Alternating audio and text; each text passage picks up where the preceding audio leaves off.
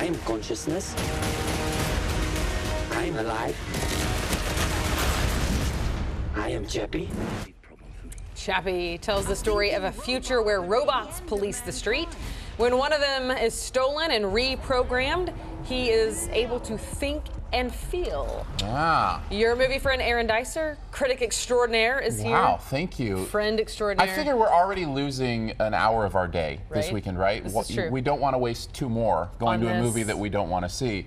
I don't know. This kind of depends on if you like sci-fi, and especially these guys who did District 9, which came out, got a lot of buzz, kind of a surprise hit. This is kind of their follow-up. And it just doesn't quite hit the mark like District 9 did, even if you kind of enjoy that sci-fi kind of stuff. I will give them this. They have a visual flair. They know how to create a world and kind of put it on screen and make it look beautiful. They do a really good job at that. But it just gets so over the top in this that it's kind of hard to believe. You know that suspension of disbelief thing you have to do in sci-fi a lot of times where it's like, I don't so I believe don't this. like it. Yes, exactly. Sarah has a very low tolerance for suspension of disbelief. You have to turn your suspension of disbelief knob way up in this one, and I think it gets distracting and it's kind of hard to follow and believe. Right, but do you ever like kind of sympathize, I guess, with the robot? Yes, and that is where it does succeed. And they're really good at kind of that moral thing that they do. It asks some really interesting questions about what if a robot actually could think? What if there was artificial intelligence?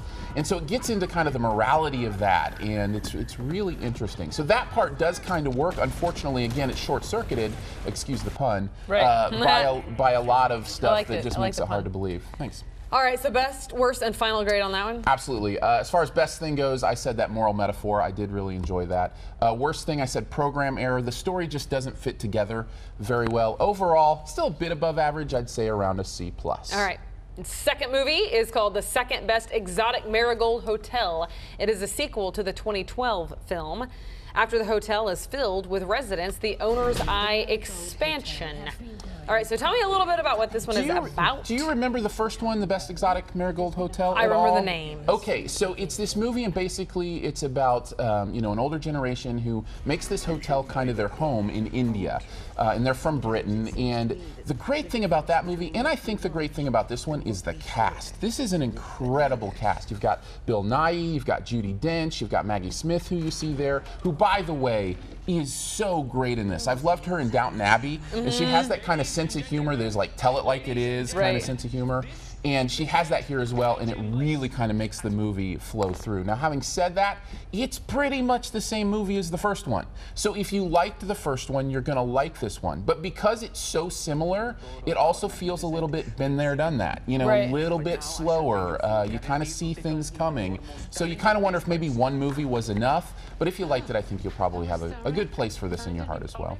So did you have, do you need to have seen the first one to enjoy this one? I think it helps. I don't think you need to have, but I definitely think getting to know those characters in the first one will help you as you see this one and kind of get to them to know them better. Strangely enough, Dev Patel, who is the younger actor in this, is the same main actor as in Chappie. He's in both movies this week. Isn't that interesting? Yeah. So it's Dev Patel week at your local theater, apparently. Okay, so it goes the best, worst, and final grade on this. Yeah, absolutely. Best thing about this, I said, was Maggie Smith. She's just so great. I love seeing her in this.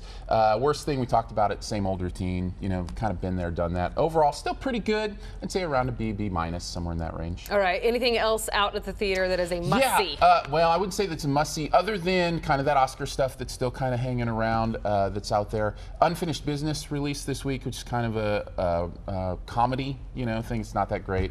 And then I think there's another, Marshall the Miracle Dog, which I haven't had a chance to screen yet, but I've heard good things about it as well. So. All right, cool. All right, well, we can find all your reviews at ky3.com under entertainment.